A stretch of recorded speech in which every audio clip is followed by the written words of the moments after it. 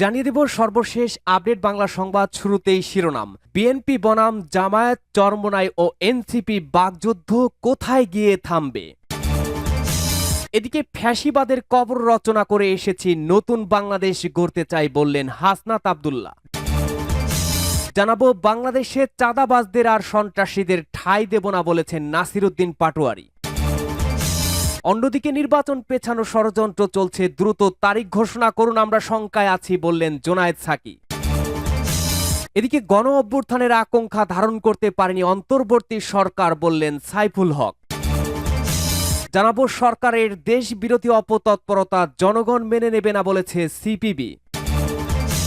এবং সর্বশেষ জানাবো একটি দলের নেতারা আমাদের বিরুদ্ধে অশ্রব্য গালাগাল করে, অভিযোগ চরমোনাই পীরের। শুনছিলেন গুরুত্বপূর্ণ আপডেট বাংলা সংবাদগুলোর শিরোনাম, এবারে জানাবো বিস্তারিত।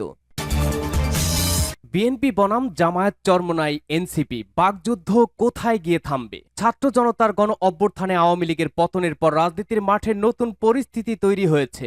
আওয়ামী লীগ বা ফ্যাসিবাদ বিরোধী আন্দোলনে থাকা দলগুলো এখন পারস্পরিক দ্বন্দ্বে জড়িয়ে পড়েছে। এই দ্বন্দ্বে একদিকে আছে বিএনপি, আরেকদিকে জামায়াতে ইসলামী, ইসলামী আন্দোলন বাংলাদেশ ও জাতীয় নাগরিক পার্টি এনসিপি। নানা ইস্যুকে কেন্দ্র করে এই দুই শিবিরের মধ্যে স্লোগান ও কথার যুদ্ধ যেমন চলছে, পাশাপাশি বক্তৃতা বিবৃতিতে পরস্পরের সমালোচনায়ও তারা সোচ্চার। সাম্প্রতিক সময়ে এসব স্লোগান, বক্তৃতা রাজনৈতিক শালীনতা বা শিষ্টাচারের সীমা অতিক্রম করেছে। বিশ্লেষকরা মনে করছেন আগামী জাতীয় নির্বাচন ও ক্ষমতার রাজনীতিকে কেন্দ্র করে এই কাদা ছোড়াছুড়ি বাড়ছে। নির্বাচন সামনে রেখে বিএনপির বিপরীতে একটি নির্বাচনী জোট বা সমঝোতার প্রচেষ্টা চলছে। এমন একটি পরিস্থিতিতে আওয়ামী লীগ বিরোধী আন্দোলন বা যুগপৎ আন্দোলনে থাকা অন্য দলগুলো পরিস্থিতি পর্যবেক্ষণ করছে। তাদের কেউ কেউ ভেতরে ভেতরে দুই শিবিরের সঙ্গে যোগাযোগ রক্ষা করে চলছে বলে জানা গেছে। দলগুলোর মধ্যে এমন বিভেদের জেরে ফ্যাসিবাদী শক্তির ফিরে আসার পথ তৈরি হয় কিনা সেই আশঙ্কার কথা বলছেন বিভিন্ন দলের নেতারাও। এ অবস্থায় অন্তর্বর্তী সরকারের প্রধান উপদেষ্টা অধ্যাপক মোহাম্মদ ইউনূস গত মঙ্গলবার 4টি ও পরদিন বুধবার 13টি দল ও জোটের শীর্ষ পর্যায়ের নেতাদের সঙ্গে বৈঠক করেছেন। দ্বিতীয় দিনের বৈঠক শেষে প্রধান উপদেষ্টার প্রেস উইং জানিয়েছে, বৈঠকে অধ্যাপক ইউনূস বলেছেন, 1 বছর যেতে না যেতেই পরাজিত শক্তির নানা ষড়যন্ত্রের লক্ষণ দেখা যাচ্ছে। তাই মত পার্থক্য ও প্রতিদ্বন্দ্বিতা থাকলেও ফ্যাসিবাদের বিরুদ্ধে রাজনৈতিক দলগুলোর ঐক্যকে আরো দৃশ্যমান করার আহ্বান জানান তিনি। এদিকে রাজনৈতিক সংশ্লিষ্ট সূত্রগুলো বলছে, সংস্কার কেন্দ্রিক বিভিন্ন ইস্যুতে জামায়াত ইসলামী, ইসলামী আন্দোলন বাংলাদেশ ও এনসিপির সঙ্গে বিএনপির মত ভিন্নতা রয়েছে। জামায়াত, এনসিপি ও ইসলামী আন্দোলনের দাবি আগে সংস্কার তারপর নির্বাচন। অন্যদিকে বিএনপি দ্রুত নির্বাচন চায়। দলটি বলছে নির্বাচনের জন্য জরুরি সংস্কার কাজ শেষ করে দ্রুত নির্বাচন দেওয়া হোক। বিএনপির নেতৃত্বে সন্দেহ, নতুন নতুন ইস্যু, অজুহাত বা পরিস্থিতি তৈরি করে একটা মহল নির্বাচন পেছাতে চায়। এই মতভিন্নতা থেকে রাজনৈতিক অঙ্গনে বিএনপি বনাম জামায়াত, এনসিপি ও ইসলামী আন্দোলনের এক ধরনের বাকযুদ্ধ চলে আসছিল কিছুদিন ধরে। 9 জুলাই পুরান ঢাকায় ভাঙ্গারি ব্যবসায়ী লালচাঁদ ওরফে সোহাগের নৃশংস হত্যাকাণ্ডকে কেন্দ্র করে দুই শিবিরের মধ্যে পাল্টাপাল্টি বক্তব্য ও স্লোগানের যুদ্ধ শিষ্টাচার ছাড়িয়ে যায়। কেন্দ্রীয় নেতাদের লক্ষ্য করে ব্যক্তি আক্রমণও শুরু হয়। বিএনপি বনাম অন্য 3 দলের মধ্যে দূরত্ব এমন পর্যায়ে পৌঁছায় যে ইসলামী আন্দোলন 28 জুন ও জামায়াতের 19 জুলাই সোহরাওয়ার্দী উদ্যানের সমাবেশে অন্য দলগুলোকে আমন্ত্রণ জানানো হলেও বিএনপিকে আমন্ত্রণ জানানো হয়নি। অবশ্য জামায়াতের সমাবেশে শফিকুর রহমান অসুস্থ হলে মির্জা ফখরুল তাকে দেখতে হাসপাতালে যান। যদিও এই রাজনৈতিক সৌজন্য বিভেদ কমানোর ক্ষেত্রে খুব একটা ভূমিকা রাখবে বলে মনে করেন না বিশ্লেষকরা। রাজনৈতিক বিশ্লেষকদের মতে মৌলিক সংস্কারের কিছু প্রস্তাবের বিষয়ে অন্য রাজনৈতিক দলগুলোর সঙ্গে বিএনপির যে মত পার্থক্য, সেটাকে কেন্দ্র করে বিএনপিকে কিছুটা চাপের মধ্যে ফেলছে। অন্যরা বিএনপি সংস্কার বিরোধী বা নির্বাচনের জন্য অস্থির হয়েছে। তাদের সম্পর্কে এমন একটা প্রচার বা ধারণা প্রতিষ্ঠা করতে পেরেছে তাদের রাজনৈতিক প্রতিপক্ষ, যার জেরে সুযোগ পেলেই দলগুলোর নেতারা একে অন্যের বিরুদ্ধে বক্তব্য মন্তব্য করে যাচ্ছেন। রাজনৈতিক বিশ্লেষক অধ্যাপক মাহবুবুল্লাহ মনে করেন, রাজনীতিবিদদের মধ্যে দায় চাপানোর চর্চা গ্রহণযোগ্য নয়। এই চর্চার ফলে রাজনীতিবিদদের পরস্পরের মধ্যে ভুল বোঝাবুঝি ও জনগণের মধ্যে বিভ্রান্তি ছড়াচ্ছে। এতে গণতন্ত্রের অগ্রযাত্রা ক্ষতিগ্রস্ত হচ্ছে। রাজনৈতিক দলের নেতারা দায়িত্বশীল আচরণ এবং যথাযথ রাজনৈতিক চর্চা করবেন বলে তিনি আশাবাদ ব্যক্ত করেন।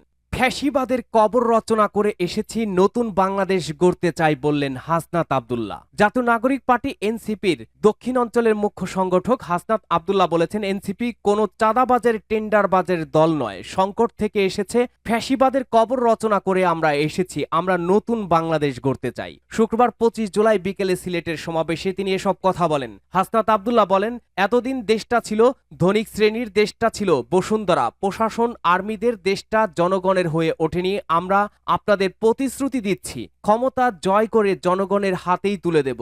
সিলেটবাসীর উদ্দেশ্যে হাসনাত বলেন, আপনারা ঐক্যবদ্ধ থাকবেন, আমাদের সংকট এখনো শেষ হয়ে যায়নি। ইতিমধ্যে একটি পক্ষ আওয়ামী লীগের হয়ে কাজ করার পায়তারায় লিপ্ত রয়েছে, তাদের অবশ্যই ঐক্যবদ্ধভাবে প্রতিহত করতে হবে। যারা এদেশে আওয়ামী লীগের দালালি করেছে, তাদের মিডিয়া খুলেছে, ভেতরে ভেতরে কাজ করছে, তাদের প্রতি আমাদের সজাগ দৃষ্টি রাখতে হবে। আওয়ামী লীগকে আমরা আর দাঁড়াতে দেব না।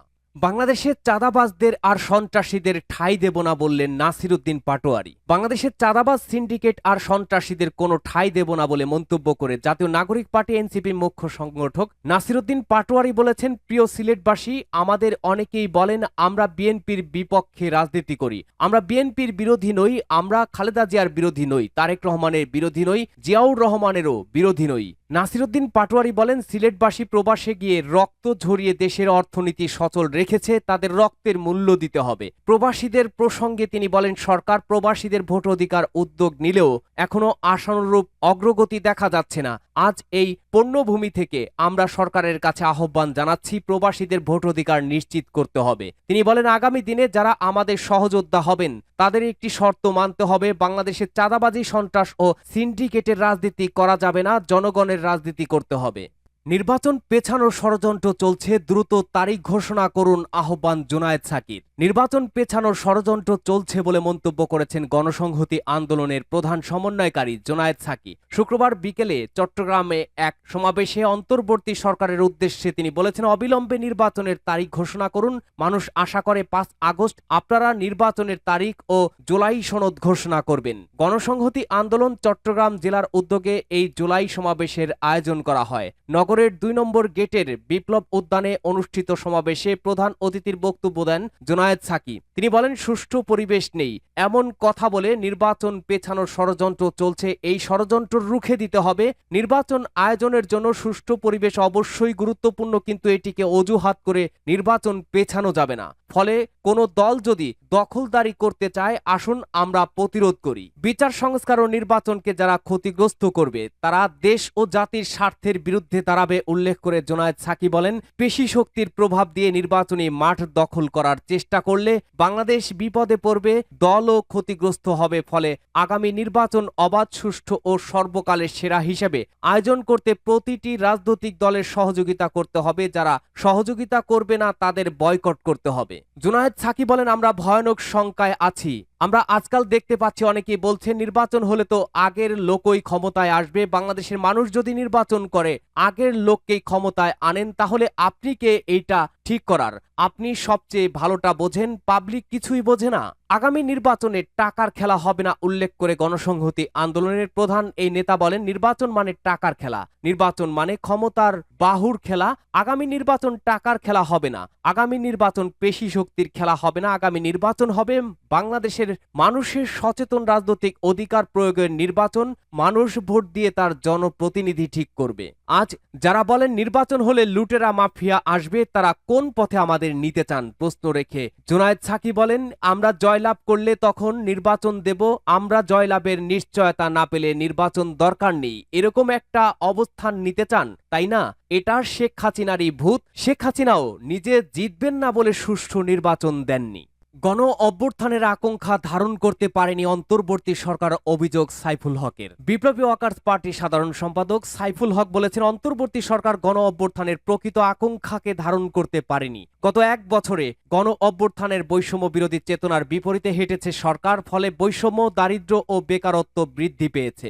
রাজনৈতিক দল ও জনগণের অভূতপূর্ব সমর্থনে গঠিত সরকার বিস্ময়করভাবে নিজেদের দুর্বল ও অকার্যকর করে তুলেছে। এ কারণে সাধারণ মানুষ আবারও হতাশ হতাশায় নিমজ্জিত হতে শুরু করেছে। শুক্রবার 25 জুলাই নারায়ণগঞ্জ শহীদ মিনারে বিপ্লবী ওয়ার্কার্স পার্টি আয়োজিত শহীদ স্মরণ সমাবেশে প্রধান অতিথির বক্তব্যে এসব কথা বলেন তিনি। শ্রমিক নেতা মাহমুদ হোসেনের সভাপতিত্বে সমাবেশে তিনি আরো বলেন, প্রজ্ঞা ও দূরদর্শিতার অভাবে সরকার নিজেকে ব্যর্থ করে তুলেছে, আর পতিত ফ্যাসিবাদী শক্তি সহ অনেকেই এই পরিস্থিতির সুযোগ নিতে তৎপর রয়েছে। কেউ কেউ ঘর পোড়ার মধ্যে আলু পোড়া দিতে বসে আছে। এই পরিস্থিতি অব্যাহত থাকলে দেশের নিরাপত্তা বিপজ্জনক মোড় নেবে এবং গণতান্ত্রিক উত্তরণ কঠিন হবে। বিদ্যমান নৈরাজ্য ও মব সন্ত্রাস চলতে দিলে দেশ অচিরেই বড় বিপর্যয়ে নিক্ষিপ্ত হবে, আর সরকার নিজের নিরপেক্ষতা নিশ্চিত করতে না পারলে জাতীয় নির্বাচনও বড় ঝুঁকির মধ্যে পড়বে। বিচার ও সংস্কারের পাশাপাশি ফেব্রুয়ারিতে জাতীয় নির্বাচনের প্রয়োজনীয় প্রস্তুতি গ্রহণের জন্য সরকারের প্রতি আহ্বান জানান তিনি। সরকারের দেশবিরোধী অপতৎপরতা জনগণ মেনে নেবে না বলল সিপিবি। যুক্তরাষ্ট্রের সঙ্গে দেশবিরোধী গোপন চুক্তি ও বাংলাদেশে জাতিসংঘ মানবাধিকার মিশন চালুর সিদ্ধান্ত বাতিল এবং রাখাইনের জন্য করিডোর দেওয়ার অপচেষ্টা বন্ধের দাবি জানিয়েছে বাংলাদেশের কমিউনিস্ট পার্টি সিপিবি। নেতারা বলেছেন, অন্তর্বর্তী সরকার জনগণের মতামতের তোয়াক্কা না করে জনগণকে অন্ধকারে রেখে আমেরিকার সঙ্গে গোপন চুক্তি করেছে। জাতিসংঘ মানবাধিকার মিশন চালুর অনুমতি দেওয়ার চক্রান্তে লিপ্ত আছে। এখতিয়ার বহির্ভূত এসব কাজের জন্য জনগণ এই সরকারকে ক্ষমতায় বসায়নি। এমন দেশবিরোধী অপতৎপরতা জনগণ মেনে নেবে না। একটি দলের নেতারা আমাদের বিরুদ্ধে অশ্রব্য ভাষায় গালাগাল করছে, অভিযোগ চরমোনাই পীরের। প্রতিহিংসা বাদ দিয়ে সবাই মিলে দেশের কল্যাণে কাজ করার জন্য রাজনৈতিক দলগুলোর প্রতি আহ্বান জানিয়েছে ইসলামী আন্দোলন বাংলাদেশের আমির ও চরমোনাই পীর মুফতি সৈয়দ মোহাম্মদ রেজাউল করিম। তিনি বলেন, একটি দলের নেতারা আমাদের বিরুদ্ধে বিষোদ্গার করছে, অশ্রব্য ভাষায় গালাগাল করছে, এগুলো কোনো রাজনৈতিক শিষ্টাচার হতে পারে না। তিনি বলেন, চাঁদাবাজ বন্ধ করতে বললে যদি গালাগাল করে তাহলে তাদের চরিত্র যে কতটা নোংরা হয়ে গেছে সহজেই অনুমেয়।